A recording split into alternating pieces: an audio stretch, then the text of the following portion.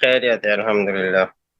بس میں تو تھوڑی دیر پہلے ہی جوائن کیا تھا میں نے، جی اور میں نے آپ سے کہا بھی تھا کہ میں آپ سے مزید بھی سوالات ہیں آپ آ میرے جو جاتے میں ہیں نا، کرنا شروع میں چاہتا آ ہوں. جاتے ہیں. آپ کے سپاہی صحابہ کے مولوی ادھر آئے تھے، قرآن کے 90% ہاں حصے کا اقرار کر کے گئے کہ نہیں ہے جی نہیں ہے.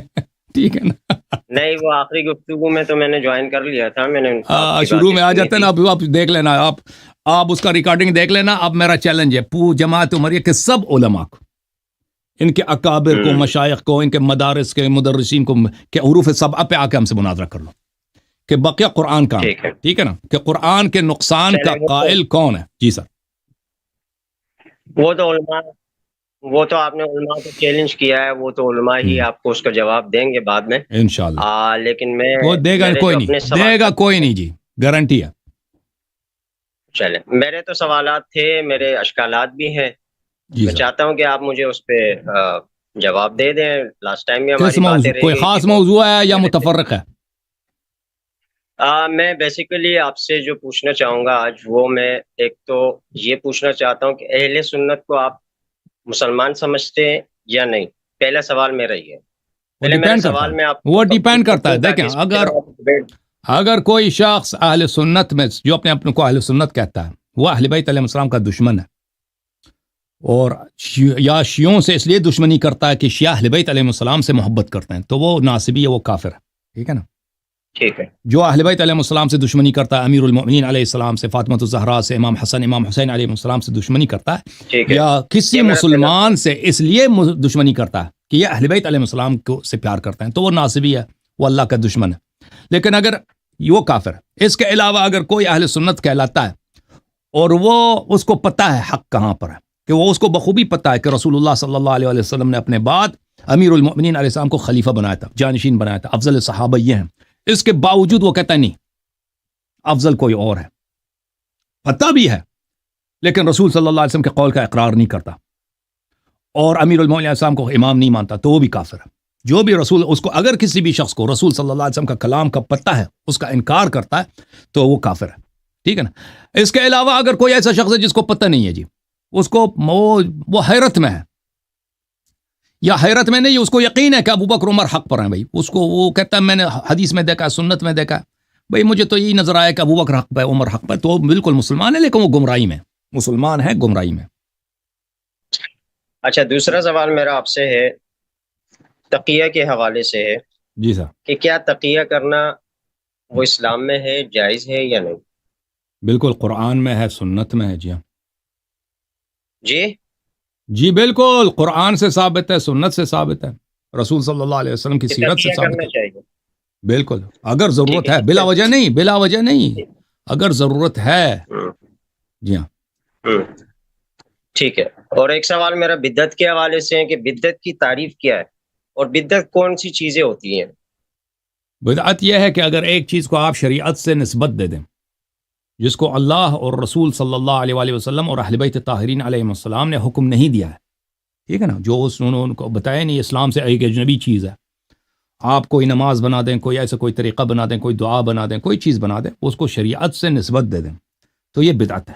بدعت ہے. اگر آپ شریعت سے نسبت نہیں دیتے، آپ کہتے ہیں کہ مجھے یہ کھانا پسند ہے، آپ نہیں کہتے یہ کھانا سنت ہے، یہ بھائی اسلام میں اس کا ثواب ہے، آپ کہتے ہیں مجھے پسند وہ ہے. میں پوچھتا ہوں، میں پوچھوں چکن گا. کڑھائی مجھے پسند ہے بھائی، میں نہیں کہتا چکن کڑھائی جو ہے کیا ہے، یہ اس پہ میرے پاس حدیث موجود ہے، اللہ نے حکم دیا ہے کہ جو کھائے اس جنت چلا جاتا ہے.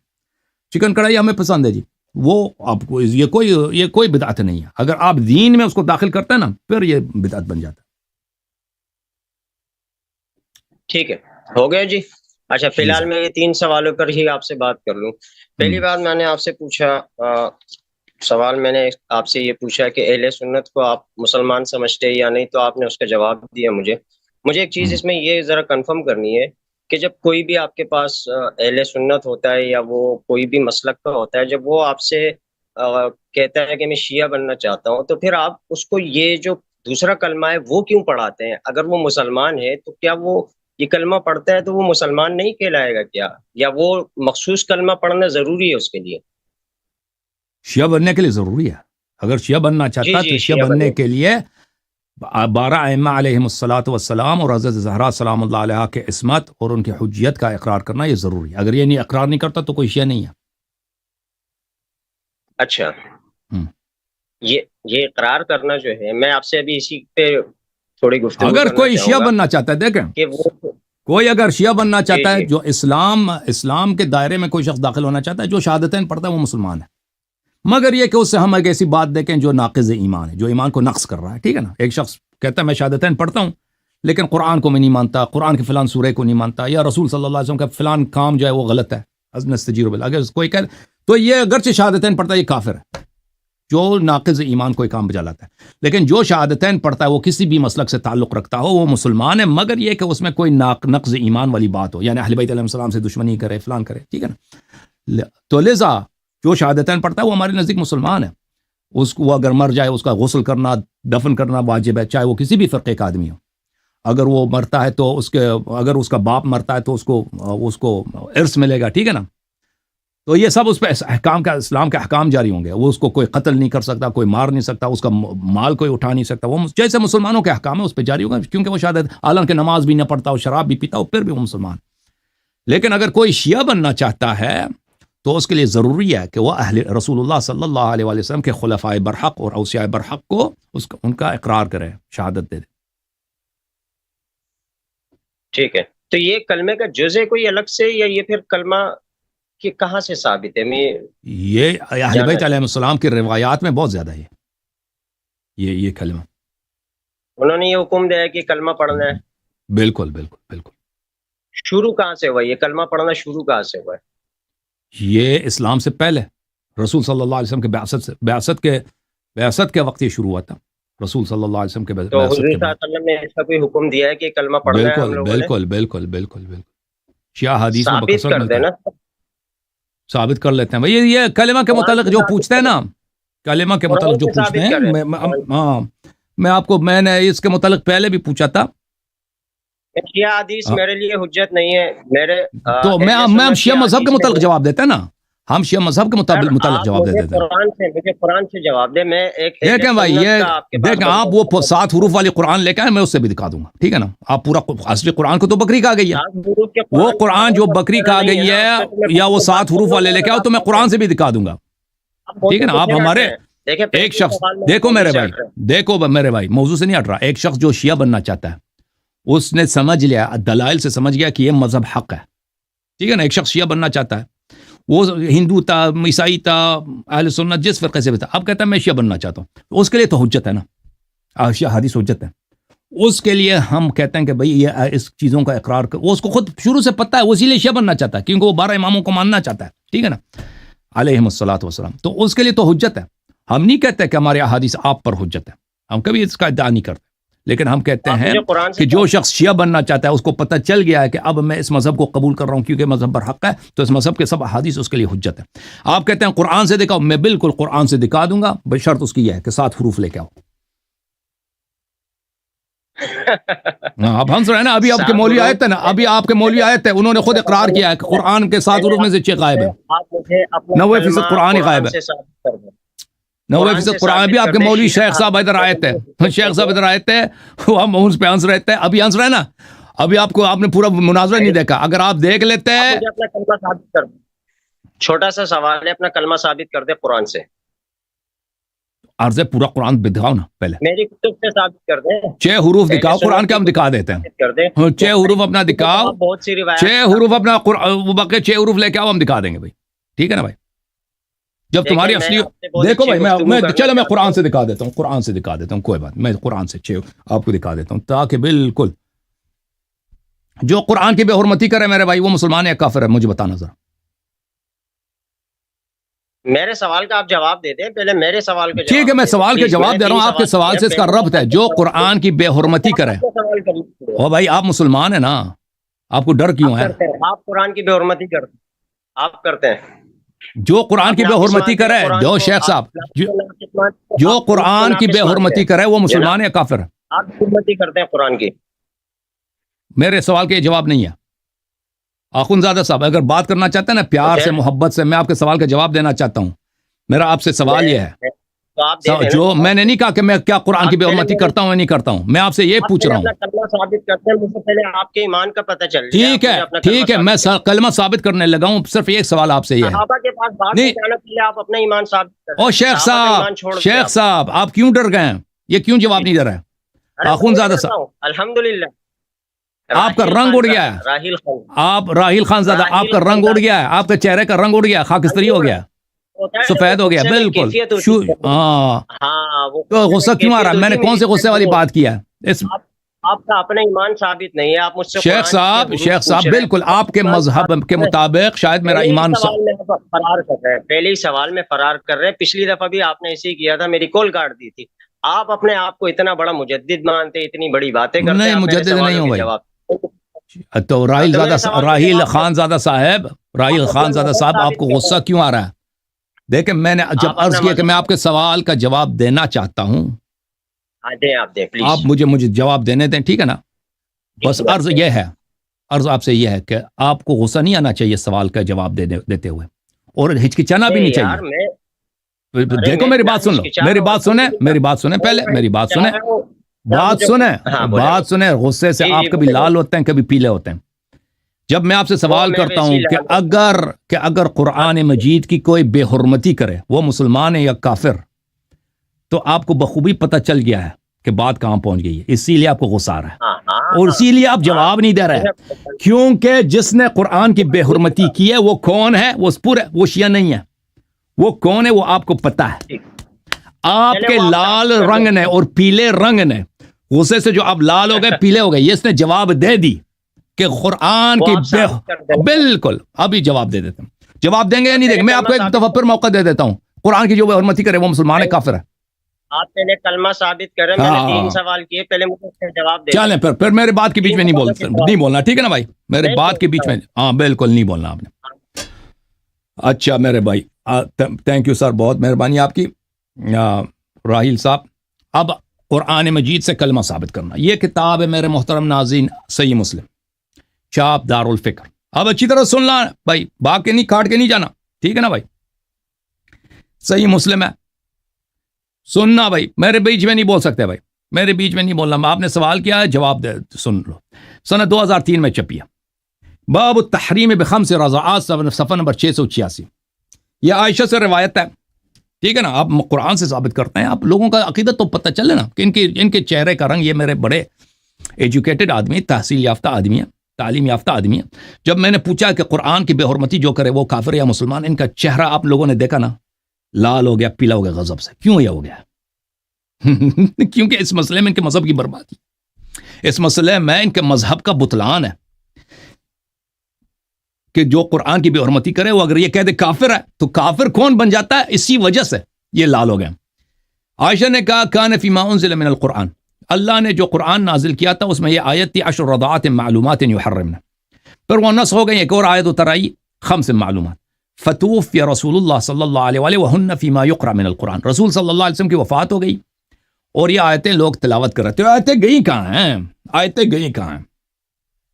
آیتوں دا کی ہویا ہے جی، آیتوں دا یہ ہویا ہے کہ یہ سنن ابن ماجہ ہے، چاپ دار الفکر 2003، ٹھیک ہے نا؟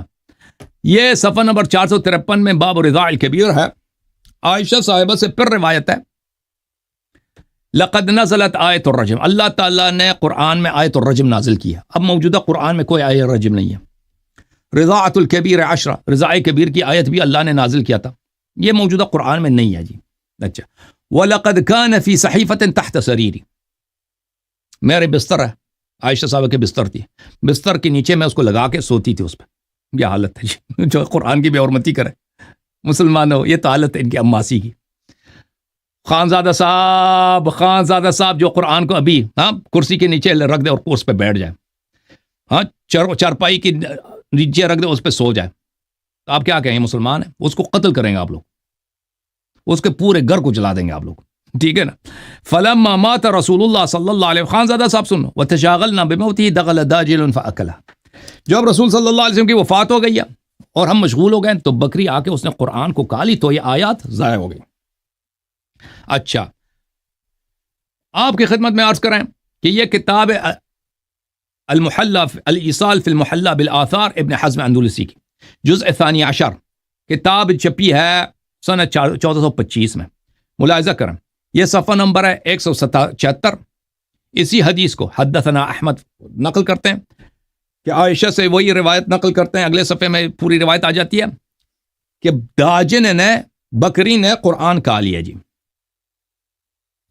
قال ابو محمد هذا حدیث صحیح، یہ حدیث صحیح ہے، بکری نے قرآن کہا لیا جی. اوئے ہوئے، بکری نے قرآن کہا لیا. تو شیخ صاحب پہلی بات یہ ہے کہ جو قرآن کی بے حرمتی کرے ہے وہ کافر ہے، ٹھیک ہے نا. اس کا آپ جواب ضرور دینا، اب جواب نہیں دینا، سوچ لینا بعد میں. حدیث بھی صحیح، آپ کی ماسی جو قرآن پہ سوتی تھی بستر، اور پھر اصلی قرآن کو تو بکری کہا گئی ہے نا. تو اصلی قرآن لے کے آؤ، حروف سبع لے کے آؤ، پھر ہم سے مطالبہ کرو کہ فلان مطلب قرآن میں کیوں نہیں ہے. سمجھ میں آئی نا بات آپ کو؟ یہ چکر ہے جی. اب آپ کی بات سنتے ہیں جی شیخ صاحب، اب بولیں. جی ہاں خان زادہ صاحب، میں نے آپ سے کہا، دیکھیں جناب مخالف، آپ میری بات نہیں سمجھ رہے. میں نے آپ سے ہم کہا سمجھ کہ گئے. آپ اپنا کلمہ قرآن سے ثابت کریں. آپ مجھے حضرت عائشہ کی وہ روایات بتا رہے، میں ان کتابوں کو نہیں مانتا. آپ مجھے قرآن سے جب کیوں ثابت نہیں کر کے دے رہے اپنا کلمہ؟ سب اہل سنت عائشہ کو مانتے ہیں، سب اہل سنت عائشہ کو مانتے ہیں. آپ جو کلمہ پڑھتے ہیں خان زادہ صاحب، سب اہل سنت عائشہ کو مانتے ہیں اور وہ کہتے ہیں اصلی قرآن کو بکری کہا گئی، آیات ضائع ہو گئی، ٹھیک ہے نا. تو اگر بکری، شیخ صاحب اگر بکری رضاۃ عشر کہا سکتا ہے تو رجم بہت سارے آیات کو کہا سکتا ہے.